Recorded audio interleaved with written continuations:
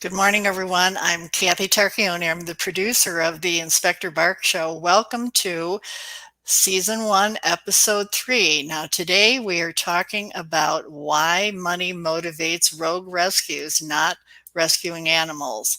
And to do that, we're going to introduce you to our host, Darcy Butkus. I'm sorry. That's okay. Good No morning. worries. Good morning, Good morning. Darcy. Good morning, good afternoon, good evening, depending on where you are tuning in from. Thank you so much. This is Darcy Butkus, also known as Inspector Bark. I am live from Georgia. Actually, I'm sitting in an attorney's office that I do consulting work with. My neighborhood is installing Xfinity's installing some fiber cable. So I didn't want to be without. So I'm here and be a part of this wonderful show. Thank you, Kathy, for being the producer and hosting it. Thank you so much. Oh, you're welcome. And who do we have with us here today now? This is Samantha. Good morning, Samantha. Tell us a little bit about who you are and why you're on the show this morning. My name is Samantha. I'm a longtime follower and appreciator of what Darcy Butkus has been doing, and I appreciate the invite. I'm a longtime animal rescue supporter, and I've just seen recently, I'd say over the past couple of years, a lot of increased, not on the up and up activity, and that's a concern to me. And again, thank you all for inviting me to the show to give a little bit of input of how to get people to be doing the right thing. Okay, and we also have Karen with us. Good morning, Karen. Good morning. We didn't know if you would make it, and we're really glad that you're with us. So let's get the show on the road. We have a couple of guests here with us today. Good morning, Jody. Wishing you all a great show. Thanks for everything that you do. So, Darcy, how do you want to start the show here? Well, as we do every show, as I've done in my blog talk radio, everything is, I shoot from the hip. I don't know how Samantha and Karen do things. Kathy, you may do things differently. I just speak and it's live, so there may be blunders. Unfortunately, you won't hear Ricky and Lucy barking today because they're back at the house, but hopefully we'll hear Samantha's dog barking, or Kathy's for that matter. So I have been doing this for 12 years, and I have met some really wonderful people along this road. And it encouraged me after leaving Big Pharma. I was a nurse. I worked in the hospital in Boca Raton, and I went to work for doctors' offices. And then I became involved in corporate America for 20 years. Loved it.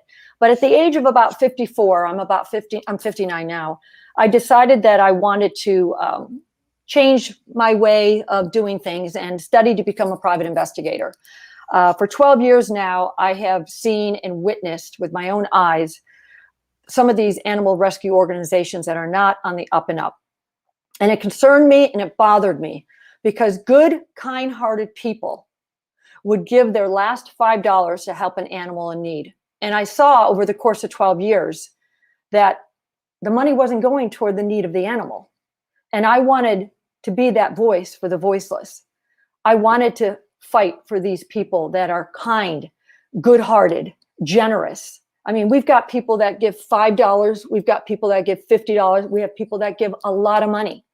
And in my opinion, a lot of these rescues are conning these people. We know that for a fact. We're seeing it more and more. Look what happened in West Virginia just a couple months ago, a rescue called Love Shack. The woman's name was Sabrina Droicher. These people don't know how to say no. They get overwhelmed. They keep taking more dogs, more cats. Next thing you know, you have a hoarding situation. Dogs are killing dogs. And what we saw, and I spoke to somebody, boots on the ground, at that particular location, it looked like in the distance a garbage dump of all black garbage bags of dead dogs. Now, hear me out. You're always going to have opposition, okay? You're always going to have opposition, and I get that. And you're going to have some very vicious people, when you're affecting their pocketbook, attack you. They will try to bully you. They will try to harass you. They will try to intimidate you. You have to fight fire with fire, people. There is a group of us that are here to help you and assist you.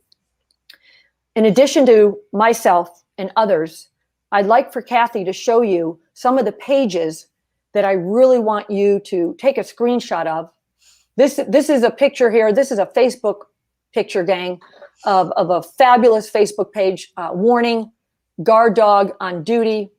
And this group of wonderful women and men, Guard Dog USA exposing pet flippers, bad rescues, abusers, breeders. Please, if you can, take a screenshot right now. This is a Facebook page. And if you really want to know what's going on, they will also post stories regarding animal abuse and the use of animals for their own personal financial gain. Like this page, please. The next one, fabulous team over here. Voice for our bullies and love for all. I speak to this admin on a regular basis. I'll backtrack, and I will tell you, Guard Dog and I, we speak consistently, weekly, and 3-4 times a day. Voice for our bullies and love for all is another Facebook page. Guys, screenshot that and please give them a like. She's wonderful over there. She's got a team. Terrific. Everybody knows the bad and the ugly in the world of pets.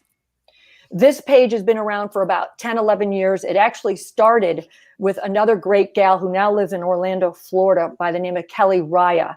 And it was actually started to expose a woman that was not even registered in the state of Florida. And it was called Death Row Dog Rescue is a Scam. Well, people started writing to the page and saying, hey, I've got another rogue rescue I need to talk about. So the name has changed. And now, hopefully, this will be the keeper of the names, the bad and the ugly in the world of pets. This page is growing. Please like it, follow it. I am one of the main admins on the page, but because I am getting busy here in Georgia with my own detective agency, yes, for all you non-believers, I am licensed here in the state of Georgia, and I do own my own detective agency. All you have to do is go to, thank you, Kathy, go to Inspector Bark. This is my page. And right at the top, you'll see my picture and you'll see the actual license that I have to have for not only my agency, but also for my own investigative license. So I am authentic, despite what people want to try to say. They will do everything in their power, gang, to try to discredit you. They will try to deflect. They will try to defame you, and they'll try to, most importantly, distract off the subject at hand. We are seeing that all the time. Yes, and can I add to that? Because what they do is once you go after them, they will end up also attacking you personally. And I think this might be a good point for Karen to step in, because she will talk to why they do that, because they want to defer you, I believe. Right, Karen? Right. Yeah, absolutely. It's defer, deflect, distract. They will make every attempt to draw the attention away from them and the subject at hand and refocus it on you. And you are absolutely correct. They'll do personal attacks. They'll attack your family members. They'll attack disabled people in your family. Almost no bounds to the behavior we see related to this sort of rebuttal from these unethical organizations. Well said. Well said. And I know, Karen, you are a subject of that, and your significant other in Alaska. Do you want to touch a little bit on that? Yeah, absolutely. So, boy, you would think that typical people tend maybe not to be as hard on folks with various disabilities. That's just not the case when it comes to battling these unethical rescues. There are no holds barred. Your family members with disabilities are not spared. We've had a therapy dog for my adult daughter with autism was poisoned. We've had issues where unsubstantiated claims against my adult daughter's disability benefits have been made. Just no end of problems. Attacks on property, personal attacks, attacks on my business where I'm working with folks who experience disabilities. It just doesn't seem to end. So when you enter this arena, you have to be prepared for the most unusual responses imaginable, and they don't play by the rules fair. So that's one thing our folks need to keep in mind. And to add to that, Karen, I don't know, Samantha, if you want to jump in, they'll do everything in their power. Like Karen said, they will try to discredit you. I had a blog written about me. I had one incident happen 9 years ago, people, 9 years ago, where I was launching my Inspector Bark show. I was exposing Death Row Dog Rescue at the time, and also the Dog House, which is a boarding place in Pompano Beach. All these local people, these rescues down in Florida, know that these people were bad people. I think Death Row Dog Rescue is still operating. She sued me, or tried to. That's what they'll do. They will you. And I may be Inspector Bark, but you're not going to muzzle me. And they have tried. I welcome it. You want to send me a cease and desist? Do it. And here's a quote that I love. And I saw this on a news station. I'm a news junkie. I listen to the news all the time. Listen to this quote. Why would you need to silence people unless you are afraid of them? Let me repeat that. Why would you need to silence people unless you are afraid of them? And that makes a lot of sense to me. Somebody called me early this morning. I've been to the gym already. I've walked my dogs. I've done mostly what you people haven't probably done in the past couple hours, I've acquired in the past 6 hours. And I spoke to another animal advocate who will remain nameless, and I'm not going to even mention the state. And she received a cease and desist because she feels that there's some scamming going on with this particular rescue. And she wrote this to me. If you have nothing to hide about your rescue, you wouldn't feel the need to send anyone a cease and desist letter. One rescue in particular we are hearing a lot about lately are using harassment tactics to try to silence those that are sharing their personal dealings with them. They are cowards, so they make up fake profiles and use them to attack those that want to try to silence them. Using a fake profile, they can try to spread false lies about that person in hopes of discrediting that person's character. These rescues put in a lot of time trying to do damage control and silence people. Why are they doing that? Why are they trying to silence you? Why are they trying to silence me? Why are they trying to silence other whistleblowers? Because they don't want you to affect their gravy train. They are using the backs of these cats and dogs for personal financial gain. We've got to report them to the IRS. You have to do it, people. Don't say somebody needs to do something. You be that someone. And on that note, Kath, are you seeing comments being discussed? Because I don't see it over on my external monitor. Yeah, I showed them before. To keep up the good fight, bring awareness and change. Nice, love the live stream. And then Gerald seems to be active, and he was active in our last show too. Thank you. Thank you for exposing the frauds. The animals deserve better. Good morning. Very and nice. Also wishing great show. Excellent. We're talking about money today, about the donations that people make, and they are ready to give in their pocket from their pocket because they know that when they do that they think it's going to the animal. And I think what we're really trying to do today is not really a call out. We want to give you, the viewers, we want to give you the tools to know what to look for.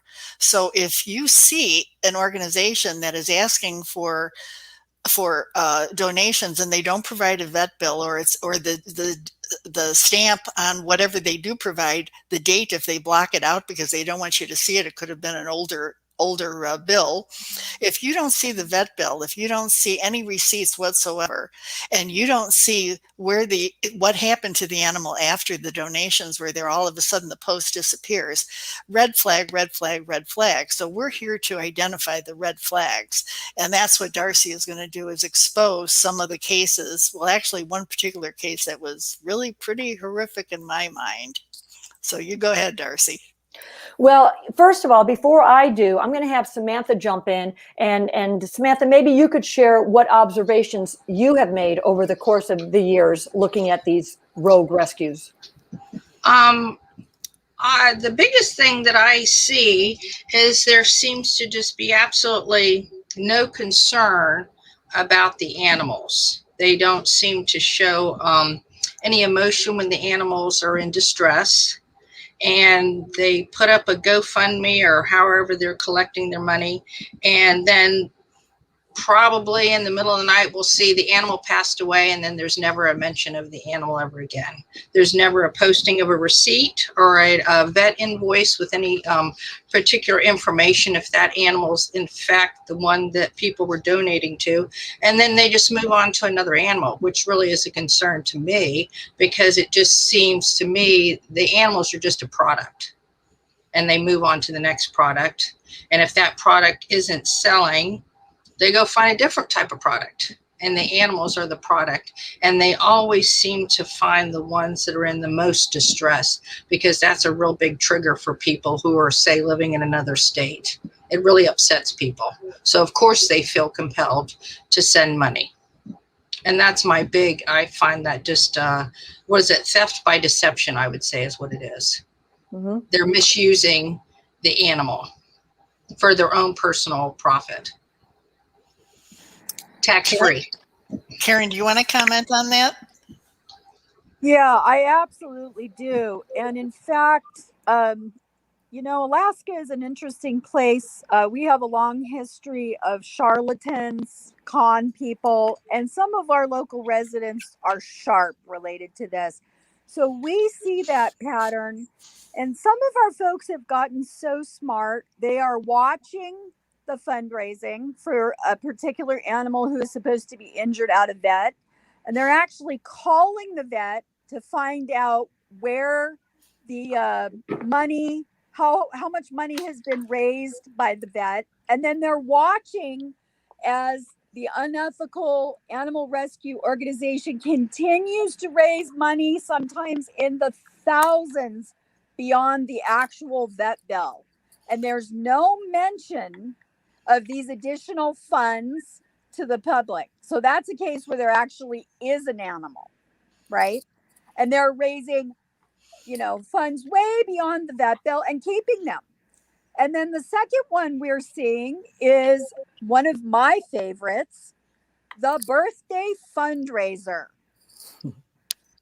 Tara's birthday fundraiser for X, Y, and Z. Well, a lot of times they're raising funds for, they're not telling you it's going to a specific animal. If you notice with the birthday fundraiser, it's going to the organization, and many times the funds are going to the attorneys they have fighting innocent people in court related to some animal. Or they've used the funds you've just donated, thinking you're giving these to the animals, to pay for a cease and desist letter against an entity like us, who are trying to make sure the public is safeguarded and make sure animals are safeguarded against these unethical organizations. So those are two places we need to be really aware of. If it doesn't say where your money is going, a birthday fundraiser, that's not acceptable. And then number two, are they actually raising money for an animal who's hurt? And when they meet that goal, do they just keep the additional funds? We need to be looking at all of these things. The ethical organizations have the vet bill up there. You usually contact the vet to pay the bill. And once the bill is met, the fundraiser goes down. So we don't have these shady fundraising activities where your money is going who knows where. Well, on that note, we're going to talk about something that occurred again in South Florida. And I know that a lot of South Florida people are listening, but I come from South Florida. I still own a home in South Florida, but my main residence is here in North Georgia. I always say that the hub of rogue rescues are in South Florida. They really are. Just like the hub for Delta Airlines is here in Atlanta, the hub for bad scamming rescues are in South Florida. We're seeing more and more of it.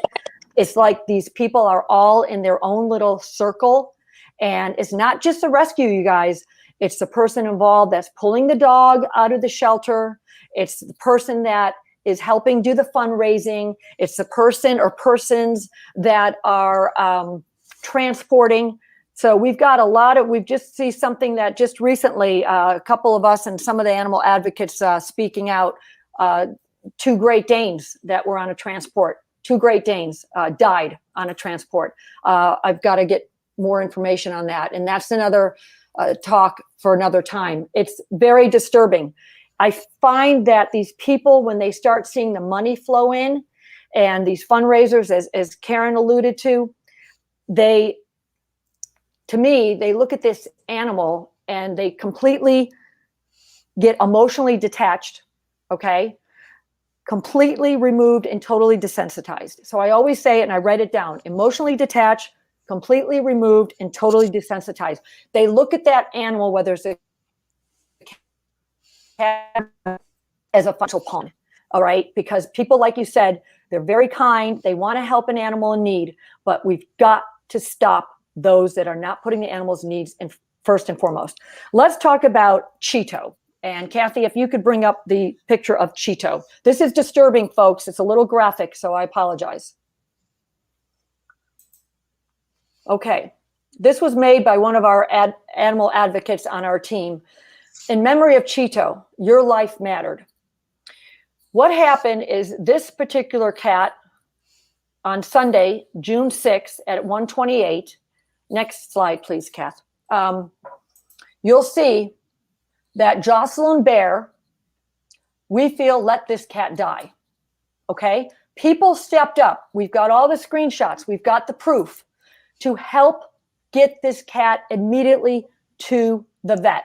Again, this was on Sunday, June 6th at 1:28 p.m. Next slide, please. So right there, you see it. This is Jocelyn Bear.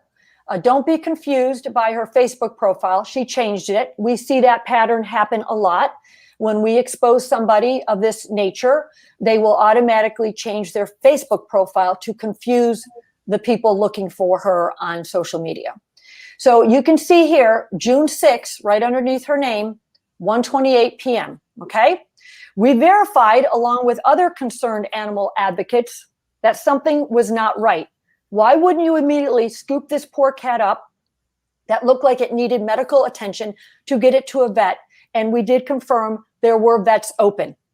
But instead, next slide, she decides to take the cat home. And that's the new Facebook profile, guys. She just changed that when we posted her mug shots, which we'll see in a minute.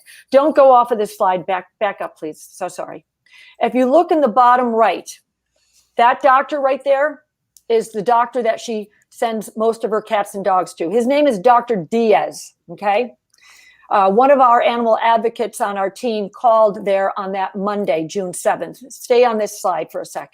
And she spoke to a young gal at the front desk. She called me, then I called. I identified myself, and basically we got the office manager on the phone. I taped that recording because my partner, the animal advocate, who's very vocal, was on, and we taped it. So we know what she did. The office manager put us on hold for a good several minutes. She did say to me she was going to call Jocelyn. I said, well, you can call her, but right now I'm asking about whether or not this orange tabby came in. She denied. Okay. I never got a call back from Dr. Diaz. And let me just tell you something, gang. I'm from South Florida. This name, Dr. Diaz, I've known it for years. You know what his nickname is? Dr. Death. Okay. So if you are sending money to Dr. Diaz, why aren't we seeing Jocelyn show any type of pictures of the animal at his particular facility? Why are we not seeing an actual invoice? Go to the next slide, please. So here's what happened on June 7th. I was a little busy, and this is all on the dog rescue page. We have team members that are learning how to do this, and it takes hours and hours of taking a screenshot, highlighting it, as you can see here. June 7th at 5:48 a.m. This is before the sun rose. She mentions Jocelyn Bear herself. Good morning. Yes, Cheeto is now gone. He is gone to heaven. Now look what we wrote up in the upper right-hand corner. You tried, you did no such thing.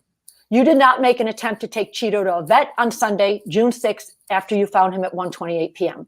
Plenty of time. Instead, you took him home and you watched him suffer. You should be charged with animal abuse. I want you all to go see this story because it is right on the Bad and Ugly page. Again, this takes time, and we do this on our own time and dime. This infuriates me, people, because people stepped up. A woman by the name of Lori Carpenter wanted to give $500. But what this woman did, in my opinion, Jocelyn Bear, is she took this poor cat home, posted videos of her trying to force feed this poor cat instead of getting it to a damn vet hospital or a vet clinic and maybe possibly get the cat the proper care. Or did it need to be humanely euthanized? What she did, in my opinion, instead of a cash cow, she had a cash cat on her hand. That's what she had. Next slide, please. So we go on. She's writing, and it's all about her. A lot of these people in rescue, you'll find, and Karen, you can address this in a second. A lot of them are narcissists, in my opinion. I had a nursing degree. I let that lapse, but I'm telling you, we took a degree in psychology. We hope to have a psychologist on the show in the next coming up shows or two, but we see a lot of these people. It's all about them. It's not about the animal. It's all about them. Right. Continue, please. So they get very nasty, this type of element in rescue, rogue rescue, but she tries to pacify everybody by showing a receipt. I think that might be the next slide. Oh, wait, hang on. That's okay. Okay, let's stop right there. This is good. Gail Marino, she is very vocal. She's great. She's on the side of the animals. I believe she's up in Massachusetts. So she says, Gail Marconi, she says, Jocelyn, with all due respect, he never made the night in order to see the vet. He was severely malnourished and severely dehydrated. I've said it again and again, and it's okay. I know there are a lot of comments to go through. I mean, look at the one underneath this one. I'm pushing a picture of a dead cat. She purposely used that cat, in my opinion, to get donations. One guy by the name of Bill Clark donated $100. Our team reached out to him and said she did nothing. With all the hours in the day on Sunday, she did nothing to get that cat help. Look at the very bottom where we started. Gail writes back, okay, well, I don't know why you did not bring it to an animal hospital immediately, because that's what I would have done. Looking at the condition he's in, he definitely needed medical help immediately. And then you have what I call her pimps. They're the ones that put her PayPal account on. Oh, donate, donate, donate. Why are you donating, people? She's not helping this animal. I mean, I think the cat was dead. I really do. I think the video was a fake video. Just my personal opinion. That's my opinion. You and I talked about it, and you thought maybe it was, a lot of orange tabbies, as one of your followers mentioned. A lot of these cats all look alike. That could have been a cat that she's also been posting the past couple days. I don't know if the cat's name is Cinnamon, Samantha. I don't know what that cat's name is. Pumpkin, maybe. But these cats do look very similar. So who goes to know if that cat that she was force feeding was actually that cat? That cat did look dead to me, and I agree with you, Kathy. Yeah. Okay. Now I want you to look at this closely. And this is where people, you need to put your detective hat on, okay? You need to put your hat on. We got all the screenshots where, this cat's going to go first thing in the morning to Dr. Diaz. And that's where Gail is the one that called to confirm. And the young girl in the office said, no cat like that came in. But when I called back, the office manager was dancing around the issue. Let's look at what we underlined. This is what I see as a private investigator. Why would the time on the receipt that she puts up herself be dated Monday, June 7th at 3:07 p.m.? Gang, that is 26 hours after she found the cat. Now let's look at the total amount, $250. Okay, that's Monday afternoon, June 7th. Could this have been used for another animal that she brought in? Could this have been maybe money that she used to pay down her bill with Dr. Diaz? And she's trying to pass it off as, oh, this is what the bill was. She's lying. It's a blatant lie.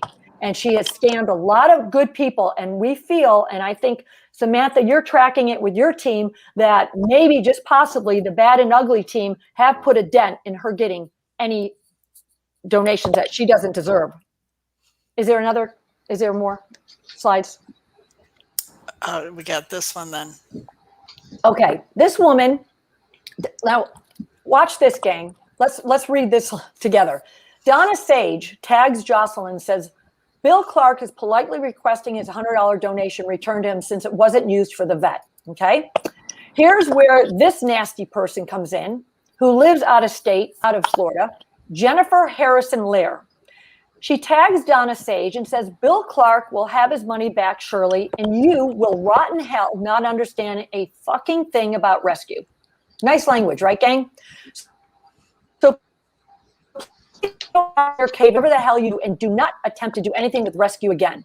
Then Jocelyn comes under and says, Donna Sage, are you Bill Clark? Full well knowing that Bill Clark was on that post asking politely for his money back. But this is the type of foul-mouthed people that have infiltrated the world of rescue. Right. Is this the type of person you want to give your money to? It's to me, it's disgusting. It's absolutely disgusting. Let's go to the next slide. Well, the next slide are the pictures, the mugshots. Do you want that? Yes, please. This is Jocelyn Bear. This is who you're giving your money to. She's a repeat offender. She is no stranger to the law. She's been charged with, as you can see, battery, aggravated, and that was on 11/9. Go ahead to the next slide. Here we have one different charge, different day, leaving scene of a crash, and battery, aggravated assault again. And here we have again another case. This woman is no good. Okay. When you listen to some of her live videos, there is something, in my opinion, hold that right there. Thank you. There is something very wrong with this woman. Okay. She's got a history, as you can see here, crimes against property, fraud, theft. I mean, what more proof do you need, people? And unless you are like her, and if you're offended, maybe this show is not for you. But instead of saying birds of a feather flock together, I'm going to say scum attracts scum and liars stick with liars. And if that offends you, then I suggest you go back and look at Cheeto. And I suggest you go back and look at all those poor cats, what occurred 2 weeks ago in Sunrise, Florida, with that bunch of characters. Take a look at all this, gang. This is what you're dealing with.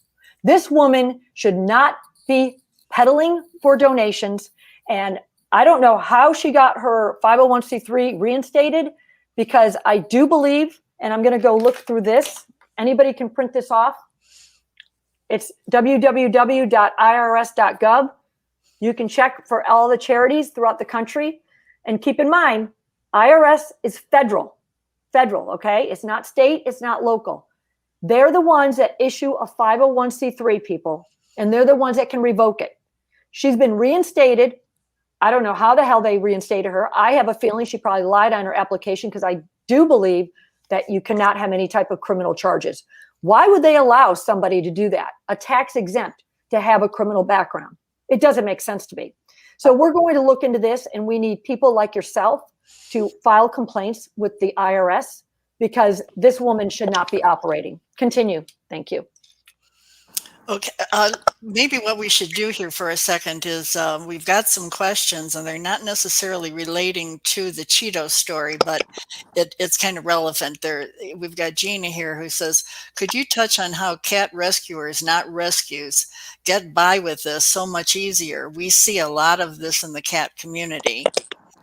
And then Jody says, yes, this is a huge red flag, as well as when they won't allow you to donate directly to the vet. Good point, Jody. Very good point. And then Kelly says, amen. You should always look for distinguishing characteristics or markings on an animal you're networking, fundraising for a rescue.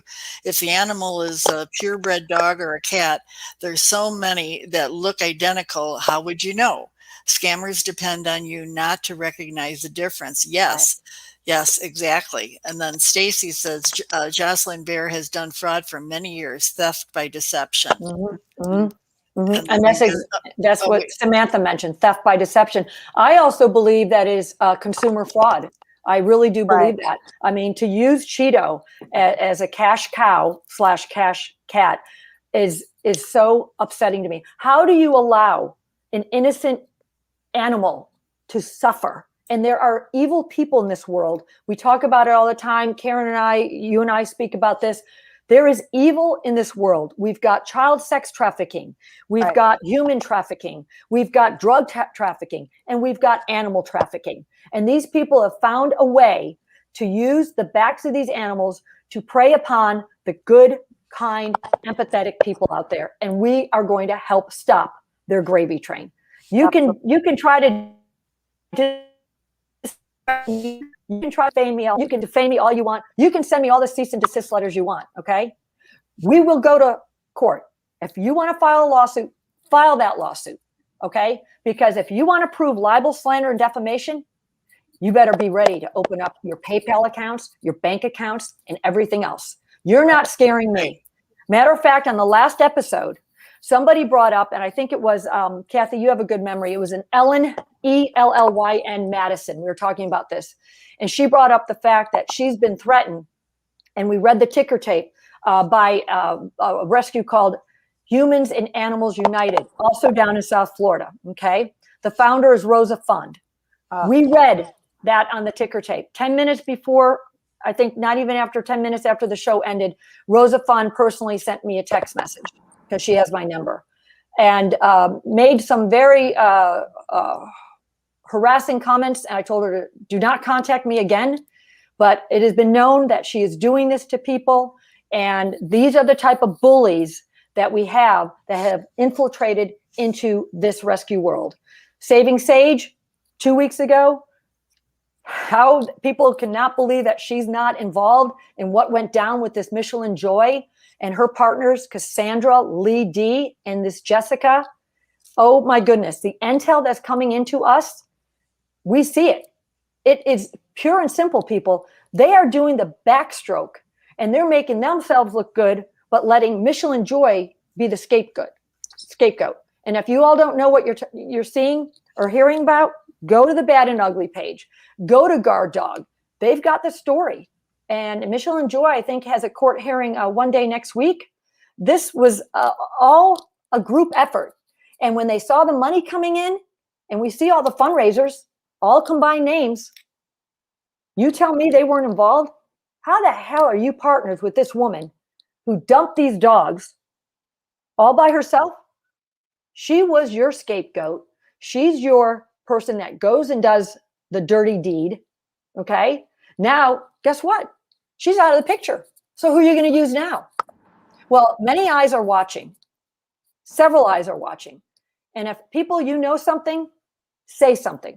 Right. If you see something, say something. Send a private message to the Bad and Ugly page, to Guard Dog. Send it to Inspector Bark. If you want to email me, you can email me, info@inspectorbark.com. We will keep your name safe. We'll take the fall for it. Hey, I told you 2 weeks ago, I have a backbone made of titanium. I have broad shoulders, not that broad, and a big mouth to blow that whistle. And I'm going to blow it. And I don't care if you like me. I don't care if you hate me. I don't care if you love me. For those that love me, thank you. But I got a job to do. And I always say, God spelled backwards is dog. They will do everything, Karen, and I know you're on, and I think Kathy's taking a quick break, that they will do everything, like I said, and you said, distract, deflect, defame, discredit. You go ahead and disseminate a blog that they are accusing me of being, I was Baker Acted in 2017. I was practicing as a PI. My one-time incident was 9 years ago. Look at the police report. And I know who got their hands on that police report. I know, because my immediate family 9 years ago were the only ones that knew that I had to go in the hospital because I did suffer from sleep deprivation. 5 nights. Again, I was starting my Inspector Bark podcast, exposing Death Row Dog Rescue and the doghouse. And all those people down in South Florida, they know exactly who I'm talking about. But they won't say anything because they've got to follow the masses. They got to follow those masses. And, drop the M, because you're all asses. If you don't speak up for these animals, shame on you. Shame on you. Sorry, Kath. Go ahead. Go ahead. Who wants to talk?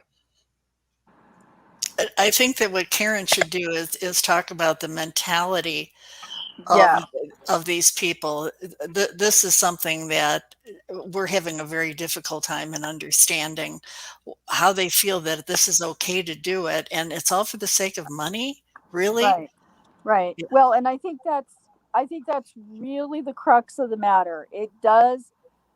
The behavior and the communication of these unethical rescues does not equate with our idea of being generous, caring, and doing beneficial things for animals. So it isn't about that with these unethical rescues. Actually, what we're talking about likely is a distinct psychiatric profile. At present, it appears that the professionals in psychiatry haven't fully identified this profile yet. The term we're hearing the most is hoarder narcissist. That's coming to the forefront. But there's a criminal element to the way they communicate. And ladies and gentlemen, I'm going to apologize now for misunderstandings. If you do not understand how to communicate with criminals, you're going to find some of the things I in particular put online as offensive. However, I am a very experienced individual in communicating with criminals.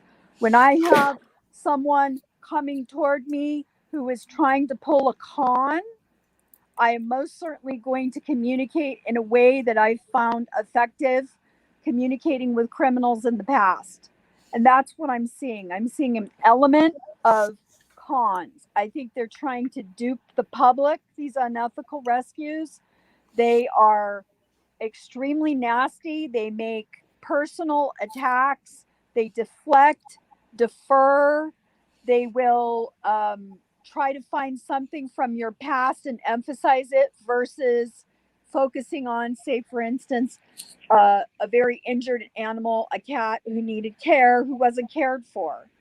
They are interested in taking your money through any means possible, and they don't intend to give it back. So we have to be conscious of the potential con. We don't trust. We want to know exactly where the money is going. Number one. Number two, if we have people flipping the F-bomb and getting tough related to returning your money, ladies and gentlemen, you have just engaged with a con artist. This is not how normal rescues behave. Absolutely not. And then the third thing is, if you see them attacking other rescues, so for instance, they will go on the attack of these ethical rescues and begin to attack personal details. Mm-hmm. That is another sign that you've got a con artist. And they're hiding. These are tax-free dollars. Mm-hmm. Tax-free dollars, folks. Can you imagine the opportunity to money launder? Oh, Tax-free absolutely. dollars. Absolutely. And I know that Kathy is affiliated out in New Mexico with a rescue, and they recently were under attack by, I feel, also an unethical rescue. The way they do transport is a disgrace. And that's another avenue that we really have to go down, another road eventually in the next podcast.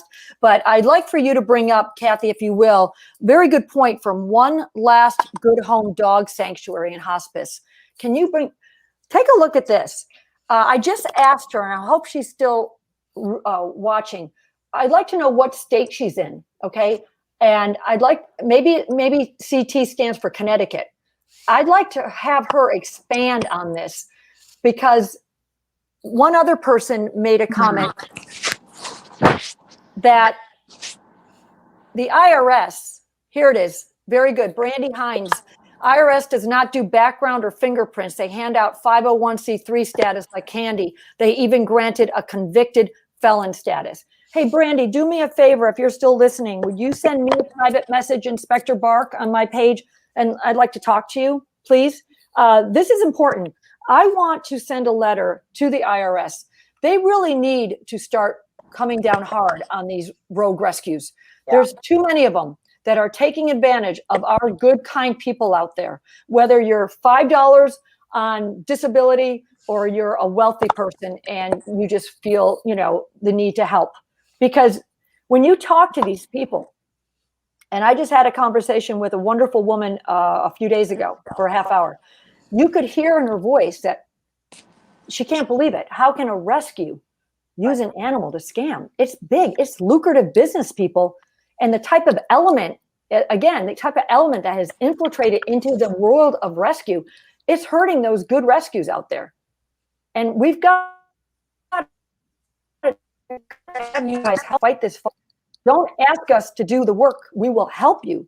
But we need more team members to come on board and expose those that are using and abusing the animals. Go ahead, Kathy, if you want to read this one. It says, I'm a daily feral feed and do TNR in my community. If you have a mark on your criminal history for saving an animal, wear it proudly. If a rescuer has charges for fraud, animal abuse, assault, theft, run. They are not for the animals, and you're being played while the animals suffer. Right. Yeah. And then we also have, if you see something and you don't say something, you're just as responsible for the animal's suffering. And then here's, I totally agree. If you don't speak for animals, shame on you. It's so frustrating. I'm mad that these psychopaths use animals for money. And then you wrote, what state are you in? That's to the good home. Yes. Okay, she put IRS and law enforcement need to work together dealing with these rescues hand in hand. Oh, and then Lynn Gerber's on. Hi, Lynn. Good morning. And she put a post in there for people to go to. So I think that this is really an excellent point. And we go back to the top here too. There was, nope, I guess I got everything. Sorry. Okay. Good. Is there anything, Samantha, are you still there that you'd like to add? Just gonna go over some things. What you all are describing is what's called a borderline personality disorder, kind of tied in with the narcissist, and what they're doing, and I'm watching with some rescues that are not on the up and up. They're kind of gaslighting people and emotionally getting people to kind of question why they shouldn't be donating. Like, how dare you? Don't you love animals? You need to just donate what you can. And there's a lot of people that get intimidated, a lot of people that are feeling bullied, and a lot of people that they just don't know how to stand up for themselves. But there's options for people to stand up for themselves. They don't have to necessarily do it publicly on Facebook, but they can question their local authorities. They can report to the IRS. They can contact their state and do things to kind of lessen what's going on with these fraud rescues. The more people ask questions for transparency, like, can you please post the veterinarian receipt? Can we see that? When they deliberately crop and just, we don't even know what animal it's going towards. You just need to turn off that Facebook page and go somewhere else. And some of them are now saying they are transparent when in fact they're not transparent. We want to see the receipt. There's no reason why you shouldn't. I don't want to see your Visa payment. I want to see what that payment went towards. I want to see it kind of matched up. And people need to feel confident in asking questions and not feel bad because they called their Visa card and wanted to know what that fraud charge was. Nothing wrong with that. And the more we all speak up, we really are helping the animals. Might not help that one animal, but the more we all speak up. I love seeing all the comments. People are feeling a little more empowered, I think, and that's the whole purpose. You know, the more the IRS gets called about a certain rescue, the more the state gets called, the state, you know, the agriculture department, the more police departments get called, you'll start seeing these things disappear. And I thank everybody for making an effort in making a phone call, even if you just make that phone call, you know, about the IRS or ask questions to the vet's office. Absolutely. That you're doing your part. And Kathy, you read my mind. I'm glad you brought up Sue Carbone. I'll read it. And I'm going to give you a little background on Sue. I'm constantly outing bad rescues on Facebook. Unfortunately, I'm now considered someone who just creates drama. People now ignore me. Sue, I'm not ignoring you. I know you from May of last year with that whole Idaho crash. We talked about it. It originated in your state. You're in Arizona. She was very vocal, speaking on behalf of the animals. We spoke several times, Sue and I. I spoke to other individuals in the state of Arizona. Sadly, that particular enterprise, as we talked about, enterprise rental truck crashed in Idaho en route to Canada. So think of our map of the United States. Think of where Arizona is, and you're going all the way to Canada with dog, right? Sue is 48. And I say it over and over again. They were stuffed, shoved, and crammed in the back of an enterprise vehicle that you use to send your kid off to college. Okay. That's for furniture and equipment, not for living, breathing animals. And they crashed in the middle of the night in Idaho, fell over some type of little bridge embankment. 16, I want to say 14 or 16 of those dogs were dismembered along the highway. So when the highway patrol got there, can you imagine the scene that they came upon? Other dogs escaped, got hit by a car. They lost almost half of that inventory. And they were going up to a questionable rescue.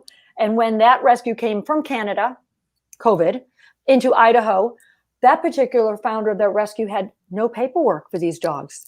I know so because the guard dog admin actually spoke to the one police officer. And she said to him, well, doesn't that seem odd? If all these dogs were going to wonderful homes, where's the paperwork? Where's the paperwork for, Miss Kathy, who's adopting, little Rover, or Samantha, who's going to adopt Lucy?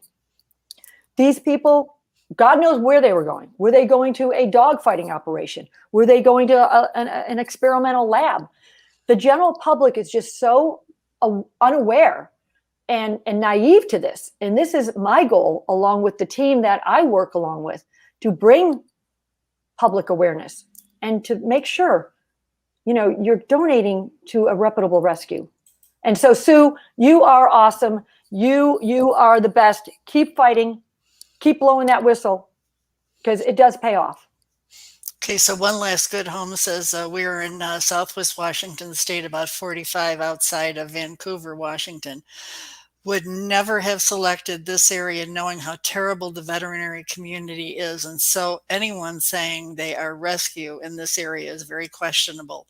We are closing our doors due to the veterinary as well as lack of funding.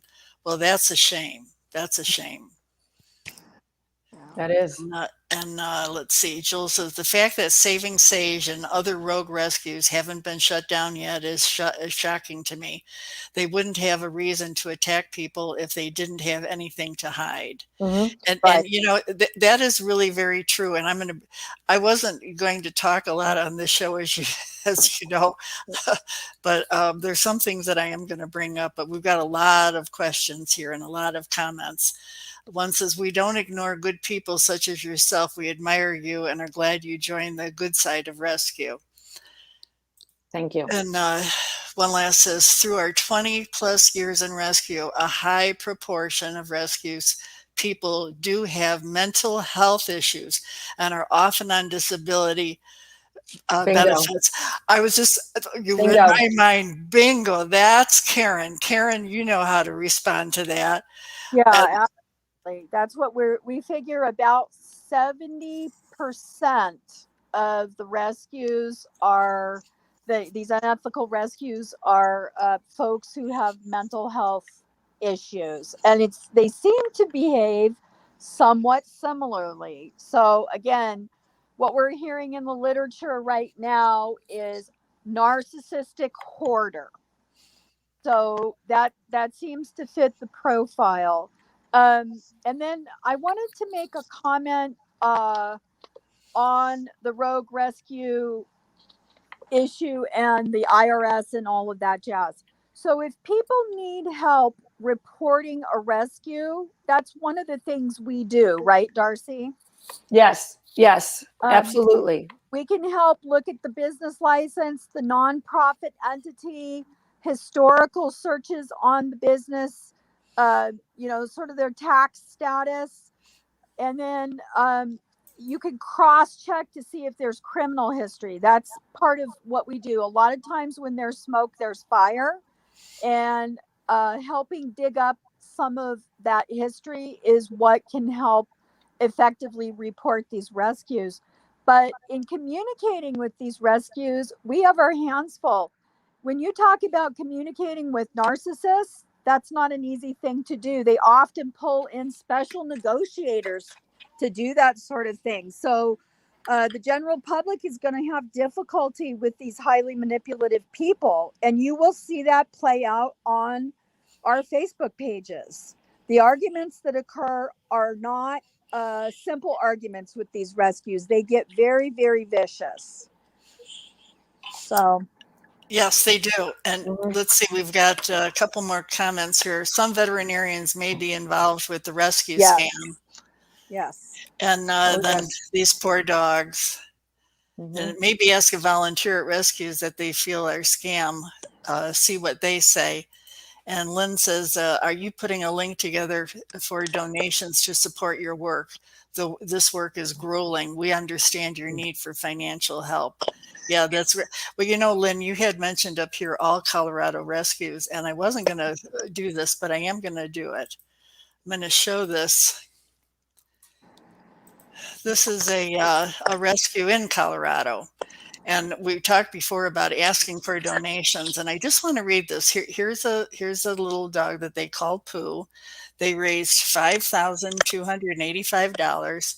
Now you will never see on this page. You will never see a vet bill. You'll never see anything. If you contact the vet, you can't get a hold of the vet.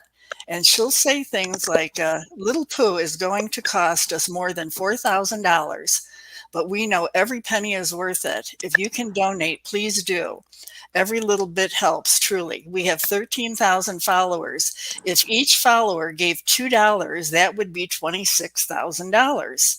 That would cover Pooh's care, not to mention the other sick pups we have, along with the hospice dogs we have, and the 3 to 5 orthopedic surgeries that we have in the last 4 months. Now, in the top here, she talks about that this is from a dog that came from New Mexico, from a shelter in New Mexico, and it had parvo. I'm not going to go into the details of this particular rescue, but I'd like to dedicate a show directly to it, if you don't mind, Darcy. Whatever you say. Absolutely. Absolutely. Okay, that would be great.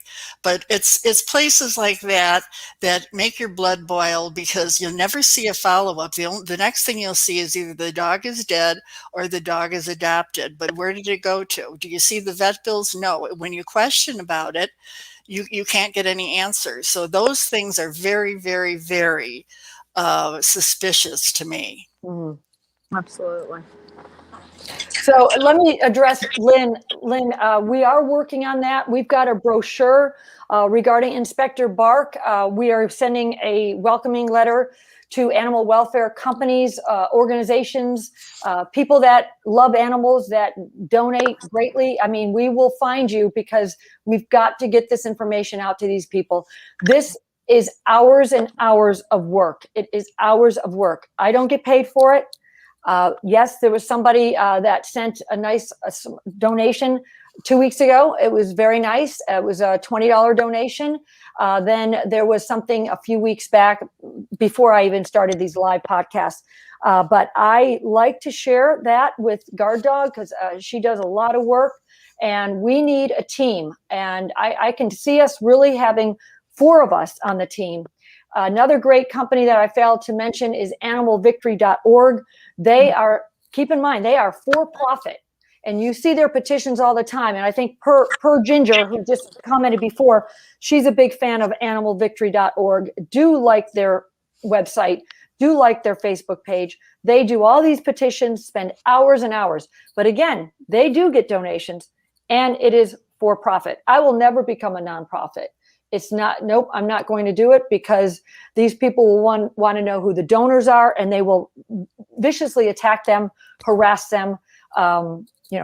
Lawyers that I work for will remain nameless. These people are just bottom feeders, and they're disgusting human beings, in my opinion. And they're just putting a front on and hiding behind the facade of a 501c3. So yes, if you feel that we are doing a good job, you can go to my PayPal, and it's info@inspectorbark.com. But you won't get a tax write-off, sorry. But we are fighting the fight, and we're doing it for these animals mainly. Yeah. So Andy says, before sending an animal to a rescue, research them and ask questions like you would an adopter. If you can't take the time to do that, stop networking. Their lives are in our hands, and then blindly trust us to make the best decisions for them. Then we have another one.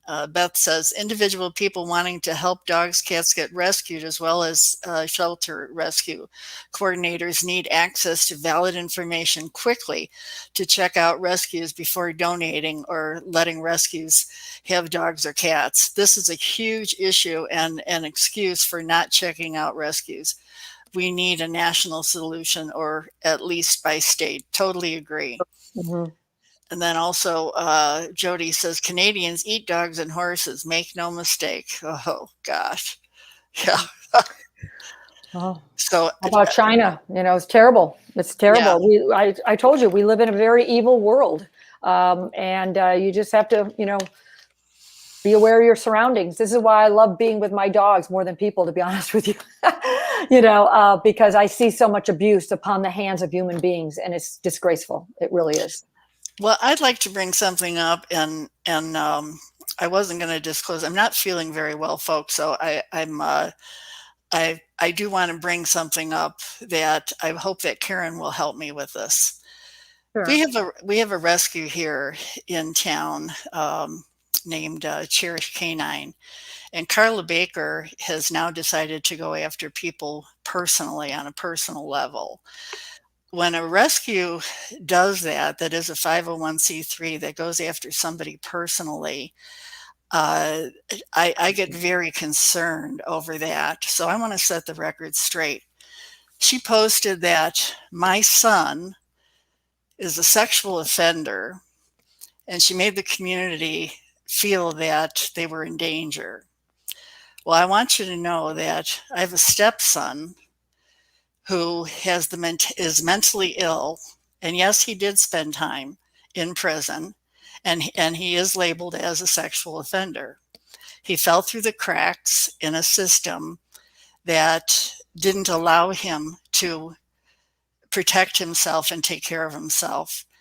He was only supposed to be in jail for 6 months.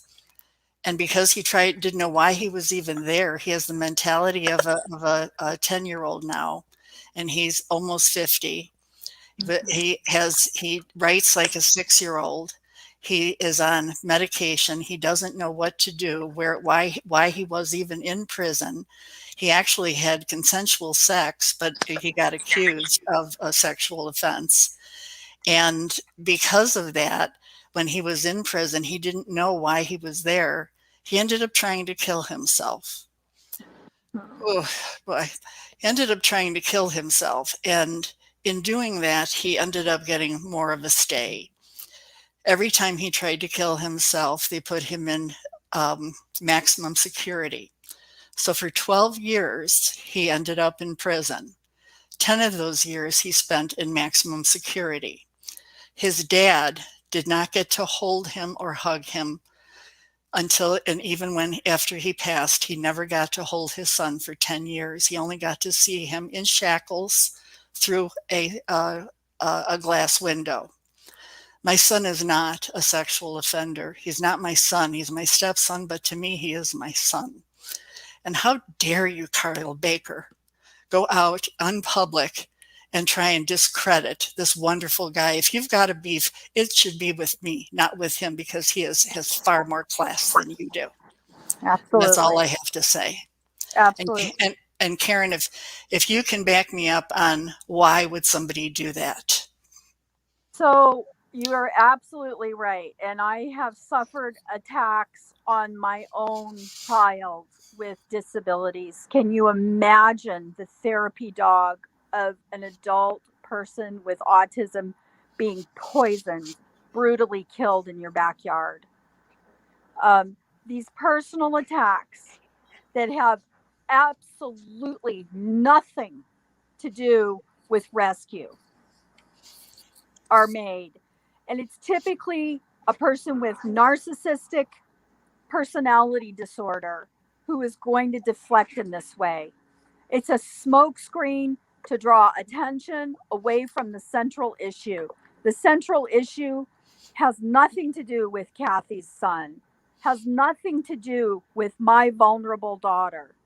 Why are people attacking these vulnerable individuals?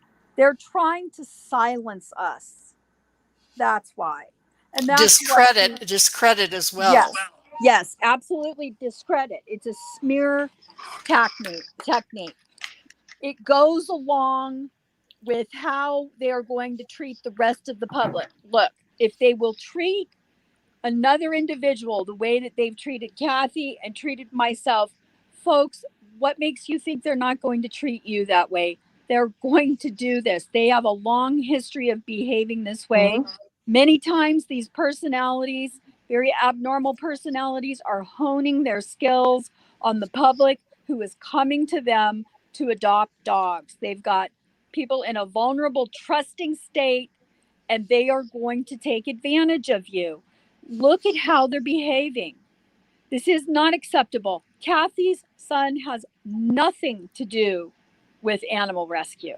My daughter has nothing to do with animal rescue. Karen, but like you said, and like Kathy said, they're trying to distract, they're trying to discredit, they're trying to deflect.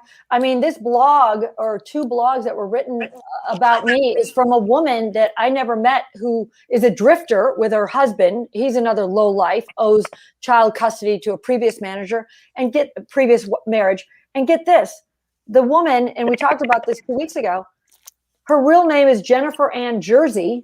Right. She writes the blog under Rhett Butler, which is a famous character for all you young folks, Gone with the Wind, and just horrible. I mean, I haven't even read from front to back. I refuse to do it. But somebody from my team found out who she was, and she was charged with elderly abuse.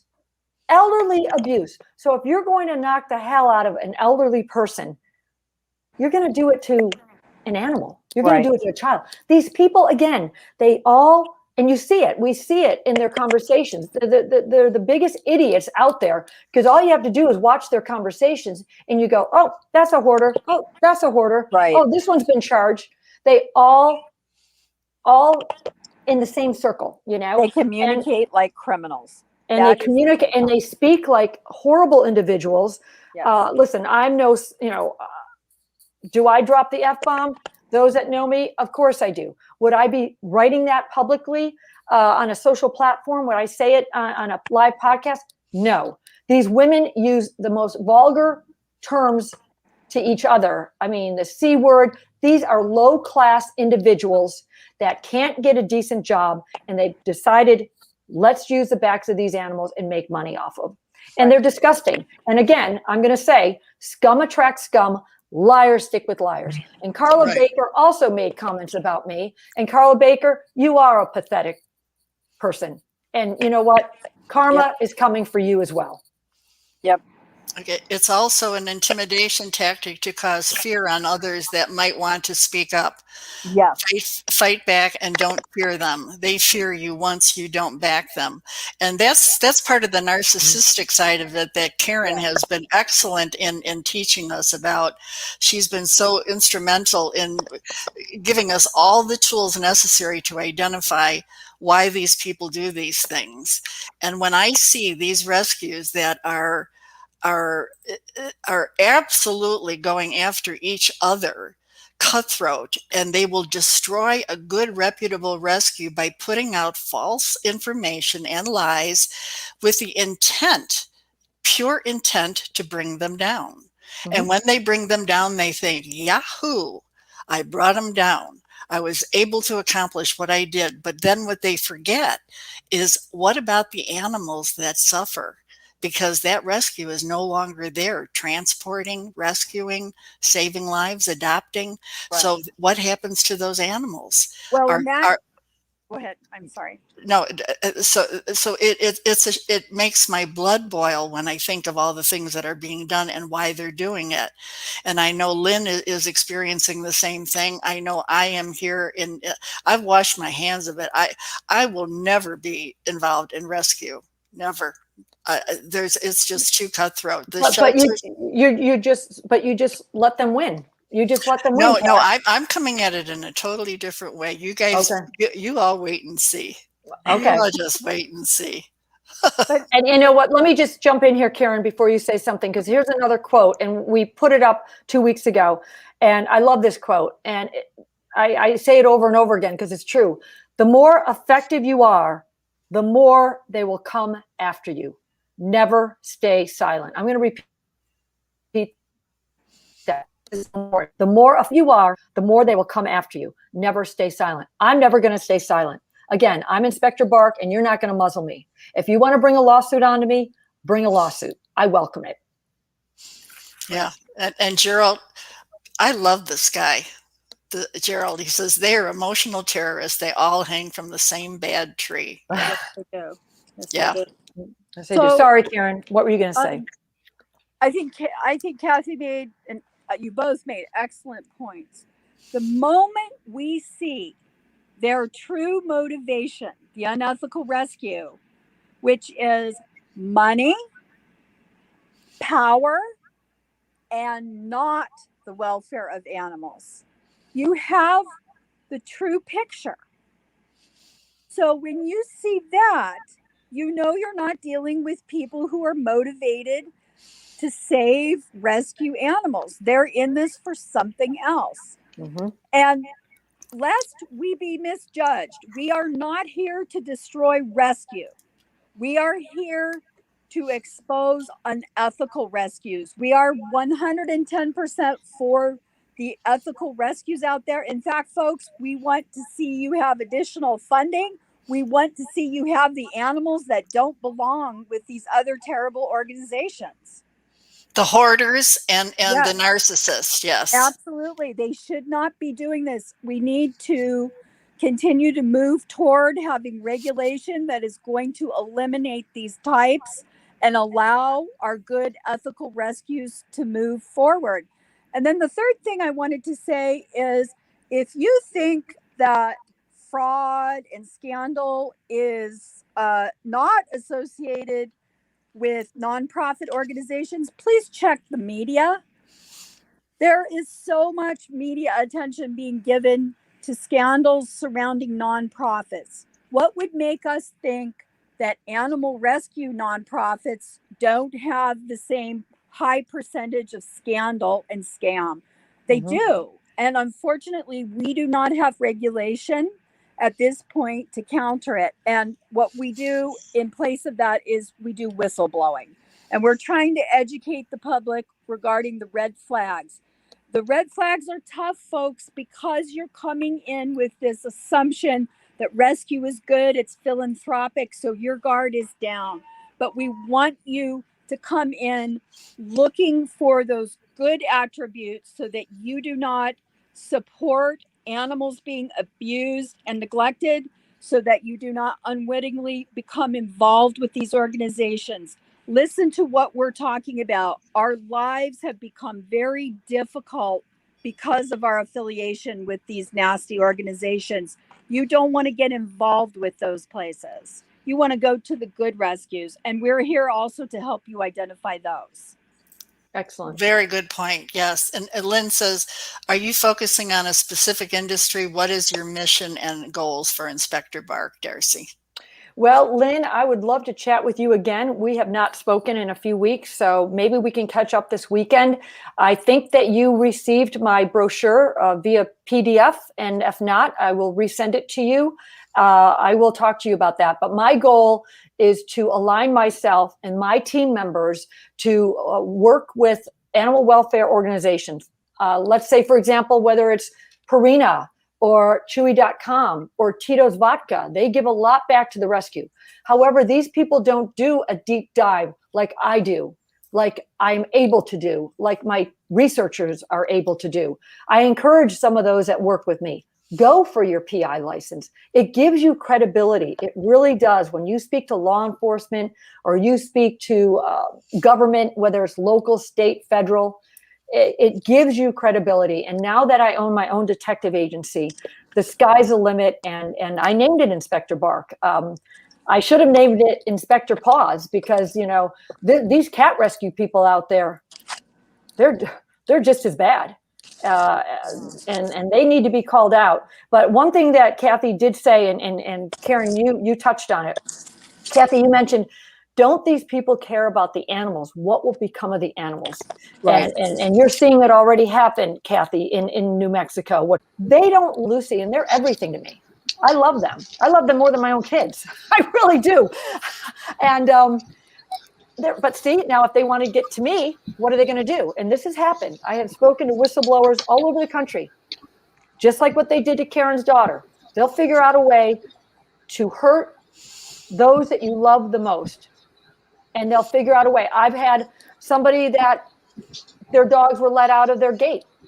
These people are brazen. I don't recommend it coming to my home. I have video surveillance all around my home, and I do carry. So I'm not afraid of them. I'm not afraid of them. They should be afraid of us because these people need to be called out. And Right. Here's another one last quote, and I'll have quotes by next week or 2 weeks from now. And this one also, you can't reason with unreasonable people. Think about that. Right. You can't reason with unreasonable people. Right. Now, Kelly says, it's sad how some people can brainwash others. How many times do we see horrible pics of animals that have endured pure hell? Then their minions come out of the woodwork screaming, there's two sides to every story. Really? Are you reading a different book than I am? A picture is worth 1,000 words for a reason. Yeah, very good. And then they love the money. The animals can get them. They don't care about others. And Mm-hmm. bravo, Karen. You are amazing. So much on your plate, yet you are here advocating and so very clearly explaining all that is happening. You are a superhero for sure. Wonder Woman, thank you. We totally agree, Jody. Yes, we Thank don't totally agree. I'm also a battle axe, so you better watch out. Yeah. We got great people here, and for Jody to mention that is very nice. And Karen and her significant other have been through the ringer, and we're supporting her as much as we can. And Karen, just so for the new followers, how did we connect, you and I? Tell our followers that. You know, I found Darcy on the internet. I was looking for some additional intel, and because of the troubles, and many of you know that I am incognito. Yes, I do have a pseudonym on Facebook, and I'm incognito. I am the victim, listed as the victim of 2 crimes. I am involved in numerous court cases, potentially testifying related to exactly what we're here talking about.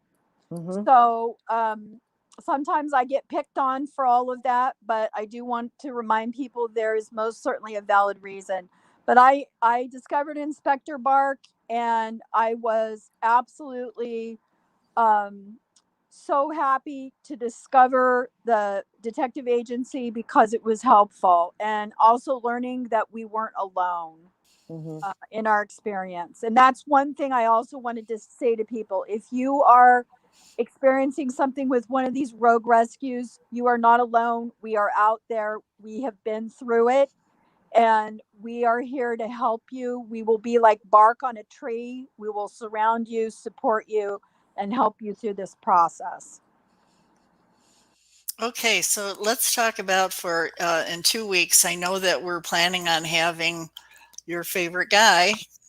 Fabulous. Sheriff Wayne Ivey. He is up in Brevard County, not Broward, gang, for you Florida people. Brevard. He looks great. Matter of fact, he's shed a few pounds. He's looking good. He's a great guy. He's funny. You've got to go to his website. He does fishing for fugitives. He calls out these people. He can't stand animal abusers. I'm hoping that we can get him on the same day, which would be June 30th, 2 weeks from today, along with Sheriff John Miles down in South Georgia. Both are real big in pursuing these animal abusers. There's John Miles, good guy. I met him personally. I also would like to have, hopefully, a speaker, as Karen tried to locate for us, a psychologist, and just speak about the hoarding. And hoarding is a mental illness. And these people are hoarding these animals. So yes, I do believe that those that we mentioned on this show and other shows, they do have mental illness. Now, can I hoard garbage, not animals. Okay, I want to add something about the hoarding. Think about this, folks, why we want to do this show about the mentality of the hoarding side of it. You have a shelter who is overcrowded, and the shelter expects to have a rescue pull and fosters take the animals. Well, if you have a foster who is a hoarder, they will take more than they're supposed to. And most of the time, the shelters, they kind of put a blind eye to it because they know the foster will do that. If the foster has too many animals and they push them out and they don't really care for them the way that they should, how good of a care do they really have? And do the fosters really go to great lengths to adopt them out? 90% of the time, they don't try to adopt them out at all. Right. So they become over and it becomes a real problem. And it is a mental illness to be a hoarder in a foster or rescuing arrangement. And I'm sure Karen can address that as well too. So this is an important subject. We're not putting blame on these people. We're saying that they need help. They need help. Right. Absolutely. So that was my 2 cents. So you think we're ready to wrap up this fabulous show? What great input we've had, huh? Excellent. I see all the comments, and thank you everybody for listening. And if you can't tune in for the whole show, or if you just started to tune in, it is recorded, right, Kathy? They can always go back and listen. Yes. Yeah. So Samantha, is there anything you wanted to add? No, the only thing I'd like to add is that people really do have an option to help the animals. They don't need to feel alone. There's all sorts of resources they can call they can contact your show, but they also can do something locally to kind of prevent more of this rogue scamming rescue going on in their community. Speaking up is the biggest thing, and asking questions. And asking questions. And you know what, just in closing, it just astonishes me that people will give money, whether it's $5, $10. And for example, this Jocelyn was saying, oh, I'm at the vet right now and the cat needs care. Well, where's a picture of the cat? Show the cat at the doctor's office. Show the cat sitting on the table. And I need money. And people, I don't know if you're just gullible or you just really believe in this type of rescue. That's not rescue, people. That's a scam. That's a scam. Right. Exactly.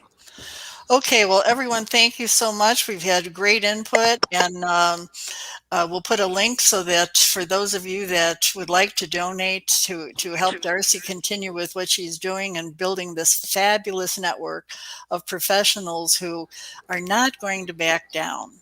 Those that are coming forward and saying, we want to, more from an educational standpoint of letting you know who they are, identifying it, why they are identified, and to help stop it so that the good rescues and the good shelters can move forward and have a lot less problems on their hands. For those of you that are in the rescue business, it's tough enough, let alone having to deal with people that are trying to put you down or bring you down. Mhm. So let's all work towards helping each other. Okay. And helping those animals. Right. Can Will we be the thank voice. Sue? Can we thank Sue with her comment, because she's right on. The last comment, being silent is being complicit, and that's what's causing the problem. Right. Oh, very good, Gotta Sue. speak up. Thank you, Sue. Thank you. And thank you all for listening. Thank you so much. Okay. Thank you. Bye-bye. Bye, Thank you. everybody. Bye-bye. Bye.